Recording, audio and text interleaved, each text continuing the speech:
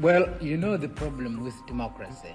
I don't think there is any country in the world which does not call itself democratic. All countries in the world call themselves democratic. It's a matter, first, of definition, I think mainly of definition and of what we regard to be the essentials of democracy. We certainly ourselves regard ourselves as democratic. We understand why countries used to the multi-party system don't believe that a one-party system can be democratic, or are rather suspicious of the one-party system. We can't, frankly, convince them by sheer argument, philosophical argument, that this is possible. Perhaps the best thing is actually to see this thing in practice. What are the essentials of democracy? The essentials of democracy are that individuals should feel unharassed, that they are actually free in their society. Individual, this is the most essential thing. I never see why an individual should not feel free because of a machinery of election. And the two-party or the one-party is really basically a machinery of election. The second one, when it comes to machinery, is that an individual should feel a true choice of the people he wants to represent him in a government where it's no longer possible for people individually to participate in the government, that you have to select individual representatives. Now, either sometimes you select parties, sometimes you select individuals. Now, frankly, I don't see why the thing cannot be democratic, simply because sometimes you select a party, which is what the Western countries usually do, and in our own case, you select an individual, the party being given, the party policy being given. So this is the kind of election we went through the other day, and we honestly believe we are independent, and we really ask the old countries at least to be democratic enough, to have a free mind, and to study the new experiments which are taking place in the rest of the world, and this experiment which is taking place in our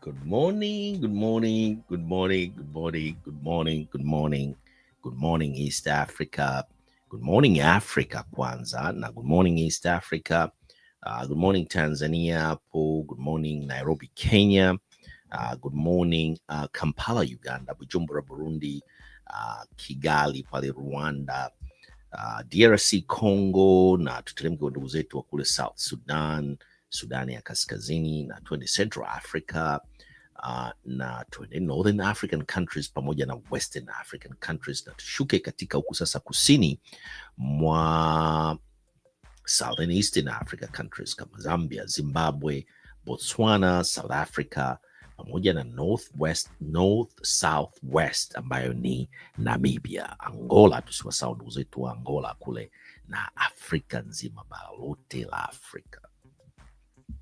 What a day, what a day. Good morning Africa ni kipindi ambacho ilikuwa tukirushe jana kwa sababu ya some other issues. Jana hatukwenda hewani, lakini leo imebidi tuje katika siku ya Jumapili, huku bado ni Jumapili. Nafikiri hapo Tanzania ameshaamka Jumatatu, na hapa kesho Marekani ni Memorial Day, kama mnavyoona hapo katika bana letu tunavyotembea, ambapo tumetayarishiwa na producer wa vipindi vyetu hivi vya siku zote hapa kutoka katika studio yetu za hapa Colombia, Abdul Shatri, ambaye yupo katika studio zetu za kule Washington DC, na mimi mtangazaji wenu wa siku zote natoka katika studio zetu za hapa Colombia, South Carolina.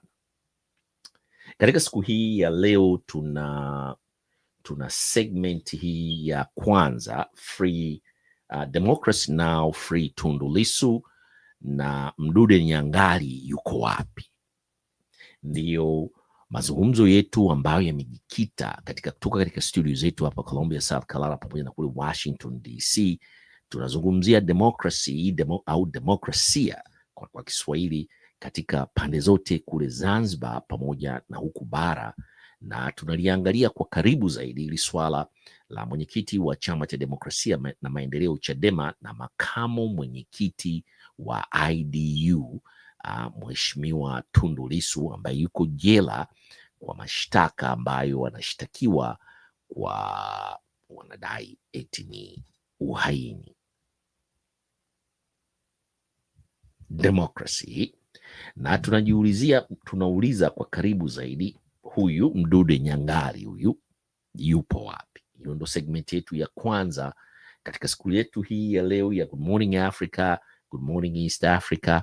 Na segment yetu ya pili tuliwaahidi jana kwamba tutaleta ile barua tuliyoipeleka mbele ya wahusika wa World Bank. It's an open letter ambayo ilikuwa natakiwa isomwe pale mbele na waandamanaji walioandamana mbele ya ofisi za World Bank. Waandamanaji wako wapi hapa? Hebu ngoja tuone kama waandamanaji tuliwaweka wapi hapa jana. Ili wapo hapa, mtu Shatri ananiambia wapo. Tutarudi kuja kuwaleta waandamanaji hawa ambao waliandamana jana, lakini hebu twende moja kwa moja kwa sababu ya muda, twende katika barua ile. Nafikiri hebu tuangalie hapa kama Abdushatri barua inaweza ikawepo hapo. Hiyo hapo, ngoja hapo. Hiyo ndio barua kama mnavyoiona, na mimi mwenyewe nataka nijitoe hapa ili barua wala wazungu wanasema hewala. Subject ndo mnaiona hapo, inazungumzia urgent appeal to investigate corruption, money laundering and human rights violation, na mimi naweza nikaongezea civil rights in Tanzania. Diasa barua inaongea hapo, we write as a concerned citizens, hawa ni wa Tanzania, to bring to attention of International Monetary Fund IMF a series of deeply troubling development in the United Republic of Tanzania. Leaked documents are touched. Credible investigative reports have revealed serious lapse in governance, entrenched corruption, and strong indication of money laundering, particularly involving the acquisition of luxury real estate by politically exposed person and widespread human rights violation, particularly against citizens critical of government on these issues.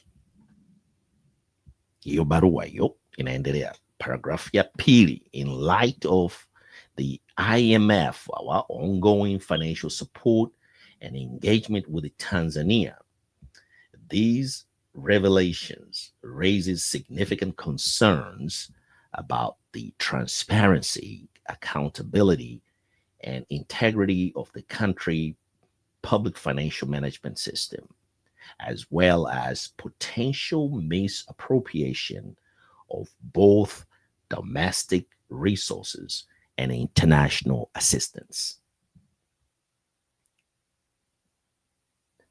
Oh boy.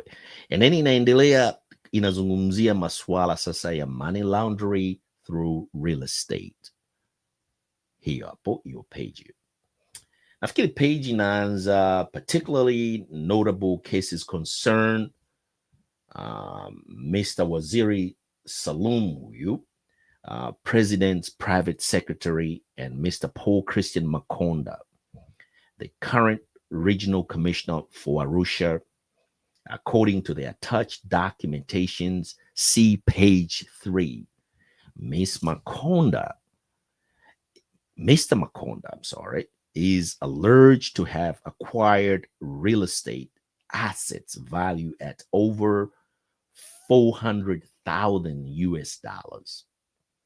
This figure is incongruent with publicly estimated remuneration for regional commissioner who reportedly earned approximately $40,000 annually, thereby raising serious questions regarding the legitimacy and origin of funds used for these acquisition of this land. It is also pertinent to the highlight that Mr. Makonda was officially designated, this is very serious, by the United States Department of State and the Section 7031C of the fiscal year 2020 Department of State Foreign Operation and Related Programs Appropriation Act. The designation, announced on January 31st, 2020, was based on credible evidence of Mr. Makonda's involvement in gross violation of human rights, including the denial of the right of life, liberty, and security of person. As a consequence, both he and his immediately family members were rendered ineligible for entry into the United States. Barua hiyo inaendelea na kusema these development call into serious questions the efficacy of domestic financial oversight mechanisms and underscore the imperative for international scrutiny and action, particularly in light of the Tanzania ongoing participation in financial cooperation programs with multilateral institutions. Kuna maneno mengine hapo inafikiri yatakuwa amekatika, lakini naendelea, inasema motivated act widely attributed to state-linked operatives. To date, no independent inquiry has been undertaken and no perpetrators have been brought to justice. The current treason charges against Mr. Lissu, now the Chadema national political party, represent a grave and escalating assault on democratic dissent and civic freedoms. These developments are particularly disconcerting given Tanzanian continued access to significant financial assistance and pragmatic engagement from the International Monetary Fund, raising serious concerns regarding the alignment of such support with the fund's own governance and accountability standards. Paragraph inayofuata inazungumzia human rights concern. Barua inaendelea kusema hivi: civil liberties in the United Republic of Tanzanians have experienced a sustained and deeply concerning decline. Opposition figures, civil society activists, and journalists routinely face arbitrary detention, intimidation, harassment, torture, and in some instances, death. Simultaneously, media censorship, state surveillance, and systemic political repression have become entrenched practices. These developments are fundamentally inconsistent with the democratic values and human rights standards that the International Monetary Fund's IMF is mandated to advance and safeguard through its engagement with the member state. Haya, tunaendelea hapo. Boom. The adoption of Mr. Mpaluku Saidi Nyangali, commonly known as AKA Mdude, on May 2nd, 2025, sent a deep shock waves through civil society and the broader activist community. This case is emblematic of alarming pattern of enforced disappearance targeting outspoken government critics. Despite the gravity of the situation, the authorities have taken no action to investigate or ensure accountability. Barua inaendelea kusema, collectively now, these incidents reflect a deteriorating trajectory in protection of human rights and democratic governance in Tanzania.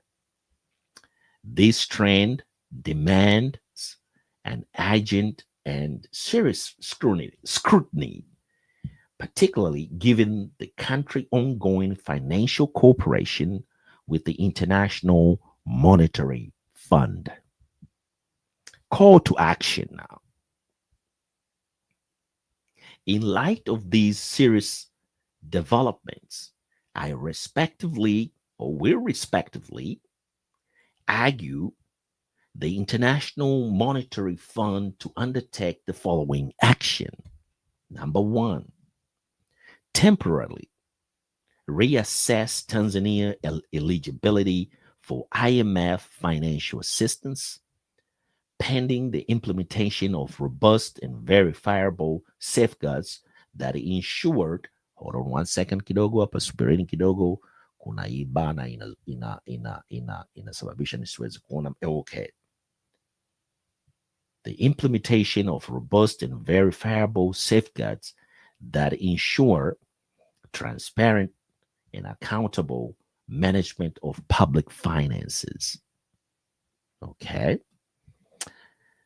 The last section ya barua inasema, entitled to leadership committed to the prudent stewardship of public resources and the safeguarding of their constitutional rights, not to the exploitation, abuse of power for the private gain. Paragraph ya mwisho hii ambayo inatupeleka nyumbani sasa. We appreciate your urgent consideration for this matter and remain confident that the IMF will act in steadfast defense of its foundational principle of transparency, accountability, equitable governance. Sincerely, huyo ni sauti ya Watanzania. Arthur Chilepwele ndiye rais huyu president wa watu walioorganize rally pale mbele ya World Bank. Nimejitahidi kweli kusoma Kiingereza. Hiyo barua imeandikwa kwa Kiingereza kwa kifupi tu, kwa kifupi, na jinsi ambavyo nimejitahidi kuisoma hiyo barua ni kwamba waandamanaji walioandamana ile tarehe 23, 2 days ago, nilikuwa najaribu kutafuta video. Hebu ngoja twende hapa, naweza nikapata video ili tujikumbushe waandamanaji walioandamana katika siku hiyo ya tarehe 23. Wako wapi hawa waandamanaji wa Tanzania ambao walijitoa mwanga kweli kwenda IMF? Na barua hiyo ndiyo nimeisoma, waliokabidhiwa viongozi wa IMF. Nafikiri ni hii hapa, ngoja hapa kidogo, Abdushatri. Nafikiri hii barua hii hapa, na ni video ambayo hatutawatendea haki waandamanaji. Ngoja kidogo tuje hapo, turudi kwa waandamanaji. Abdushatri ambaye yuko busy kidogo na shughuli za hii Memorial Day hapa Tanzania. Nafikiri no, samahani kidogo, tumeleta video ambayo sio, mtatusemee kidogo. Ngoja turudi hapa kwenye video. Ni hii hapa. Bushatri ananiambia hiyo hapa IMF. Ngoja tutoe hiyo na hawa. Hebu tuacheze tena kidogo ili HQ2, we are protesting to demand Tundu Lissu release Mdude Nyagali, and we are very serious, and we have an article here.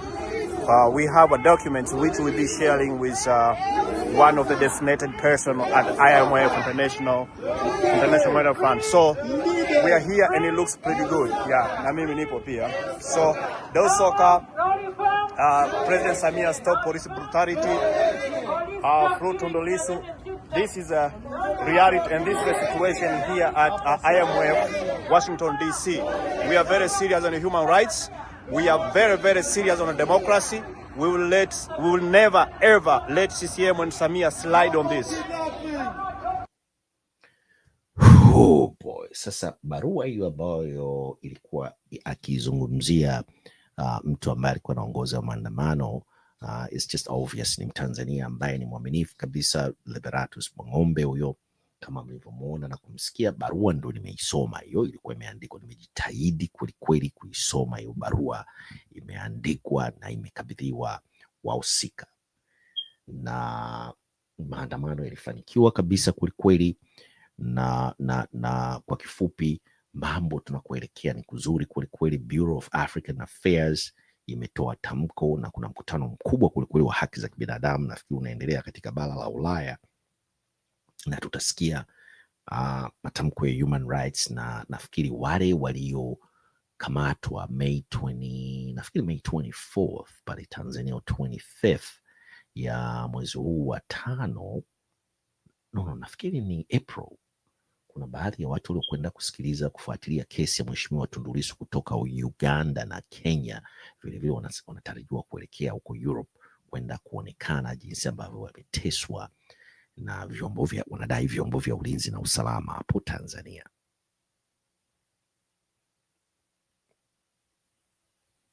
Kwa hiyo nao nafikiri watazungumza, watatestify pale na watatoa ushuhuda wao jinsi ambavyo the reality on the ground Tanzania kuko vipi.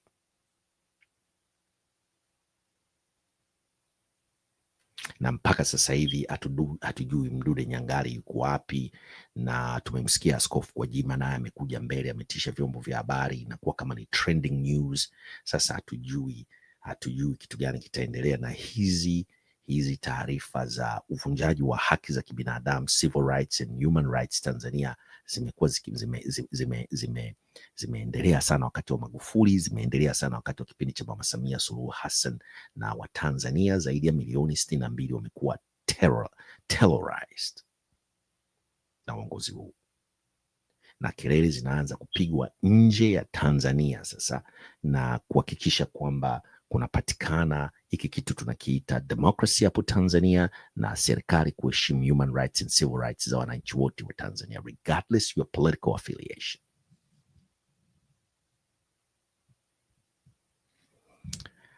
Hiyo ni segment ya kwanza. Segment yetu ya pili ambayo hebu tuweke hapa, kesho kutakuwa na, hapa Marekani tunasherehekea Memorial Day, na Memorial Day ni sikukuu ambayo niseme tu ni kwamba kama mnavyoona bana letu hapo, it's a day for visiting cemetery and memorials to mourn the military personnel who die in the line of duty. Very serious holiday hapa Marekani, watu wote waliopigania nchi hii ambao walikuwa in line of duty. Kesho Memorial holiday hapa Marekani, kutakuwa kuna parade, kutakuwa kuna fireworks in different areas, na watu watatembeleana familia, na nafikiri rais wa Marekani ataweka ua katika minara ya mashujaa huko Marekani hapo Washington DC hiyo kesho. Na katika segmenti hii ya leo tulitembea katika maeneo mbalimbali, na vilevile kuna watu wanafanya shopping kweli. Tukakutana na Brian Thomas. Huyu Brian Thomas ni kijana ambaye anacheza ngoja kidogo hapa, turudi hapa, tuje hapo. Brian anacheza, ngoja nirudi hapo, anacheza football, American football, na position anacheza inaitwa ni age. Msiniulize age ni nini. Brian anacheza age. Tulikuwepo mtaani, madukani, tukakutana na Brian. Brian ni senior University of South Carolina, anachezea Gamecock football player, na probably ni senior, atakuwa drafted kwenda NFL miaka, nafikiri ni mwakani, kwa anamalizia mwaka wake huu wa football hapa Gamecocks au USC, University of South Carolina, na tulikutana naye leo. Brian huyu na ni anacheza American football na anacheza position yake inaitwa ni aged. Brian is such a good student. Imagine this, he's a football player na ana major kwenye public health. We had Brian and I, we just have a little conversation. He just mentioned to me that he's majoring in public health. His major is public health. Well, he's a football player, but lakini vile vile ana specialize in public health na yuko katika maeneo ya epidemiology. Brian is a football player. Na katika segmenti hii kama mnavyoona, huyo ndo Brian ambao tunamalizia kipindi chetu cha leo cha Good Morning Africa, Good Morning East Africa. Ngoja tumtoe Brian na shout out to Brian katika kipindi chetu cha Good Morning Africa, Good Morning East Africa, na shout out to him na tunamtakia safari yake katika professional football pamoja na masomo yake katika University of South Carolina, na katika msimu unaoanza mwezi wa 8 wa football hapa South Carolina, ambapo wanacheza Division 1 wa college football. It's not soccer, football, American football. Brian Thomas. Kwa hiyo basi katika kipindi hiki cha leo hatuna mengi sana, bali tu tuna video hii ambayo inazungumzia Memorial Day, mtanisamehe, na hii ndio sikukuu tuseme ambayo ilianza mwaka 1868. Na hii hapa ni video ambayo tumewatayarisheni. Saturday, tomorrow is the Memorial Day, and a lot of people there at the store buying different things. And we're here in the bath sections, as you can see here. Yeah, what a nice things, as you can see around there. And people, I'm just looking at people shopping around and looking at the bed and bath merchandise here in the store. American Swahili News and Swahili Online TV right here. What a day, guys. Wow, enjoying the seats here. What's the name of these seats again? Enjoying the seats. TJ Maxx here. And seats are very comfortable. As you can see inside the store, I'm having fun. Look at me here. Memorial weekend holiday shopping at the TJ Maxx. Reporting live from Columbia, South Carolina. Dr. Patrick Blue, American Swahili News and Swahili Online TV. TJ Maxx, y'all. I'm in TJ Maxx. Look at that. TJ Maxx, my last store here. Memorial weekend. Walking around. Look at that. Look at this, all clothes, and look at this. America, man, it's a big nation around the world. No doubt about it. I'm here in the TJ Maxx, and this is America. All of these stores packed with different merchandise, all different flavors, you name it. Look at these dude right here. Must have a shots. It's just only $20. Look at him. I'll show him right here. Boom. Look at that. Look at the underwear, socks section. Walking around the TJ Maxx, y'all. Look at that. Whoa, Chatre. TJ Maxx, y'all. Memorial weekend holiday. Sunday, y'all. Tomorrow is Memorial. Reporting live from Columbia. Talks about electronics, all kind of electronics. They're here. Look at that. Ooh. All kind of electronics. All right, I'm walking here towards the TJ Maxx. Look Look, wow, look at this stuff right here. Wow, towers, yo, look at the towers. Towers, all the way from there, all the way there. Towers. People shouting, towers. That young lady, towers.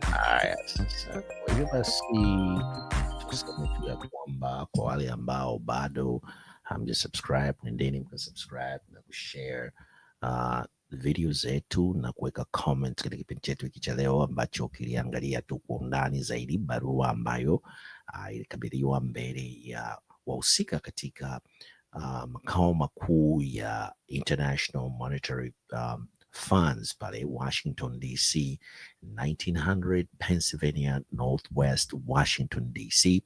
Na barua nimeisoma, iko open kabisa, nazungumzia mambo yote yanayoendelea Tanzania, na wahusika wamekabidhiwa barua hiyo hapo IMF, na nimepata nafasi ya kuisoma. Na kama kuna sehemu ambazo zilikuwa hazionekani, nimejitahidi kwelikweli kuzisoma zote, na zipo katika screen yetu hii kwa wale ambao watakuja nyuma ya kipindi hiki ambacho kimekuja moja kwa moja kutoka katika studio zetu za hapa Columbia, South Carolina, pamoja na kule Washington DC. Kwa hiyo kesho tunaelekea katika siku ya mapumziko, Jumatatu. Hapa ni Memorial Day. Watu watakwenda kutembelea katika makaburi ya ndugu zao ambao wamepigania nchi hii. Watu, ndugu na rafiki na majamaa watachoma, wanaita nyama choma, barbecue, chakula, watasalimiana ndugu na marafiki. Hii ni siku ya kuwaleta all the Americans together tomorrow, and then kutakuwa kuna nini ya mafataki wanaita au fireworks katika siku ya kesho. Kutakuwa kuna sehemu maalum kabisa ambazo zitakuwa zinapiga haya mafataki kesho katika kusherekea hii sikukuu ya Memorial Day hapa Marekani. Katika kipindi chetu hiki cha Good Morning Africa, Good Morning East Africa, siku zote huwa tunazungumza kwamba tuna nchi moja tu inaitwa Tanzania, lakini bado hapa Marekani kuna matapeli hivi, watu waongo kama Magufuli alivyosema, waongo sio wasema kweli, huwezi kuwaamini. Na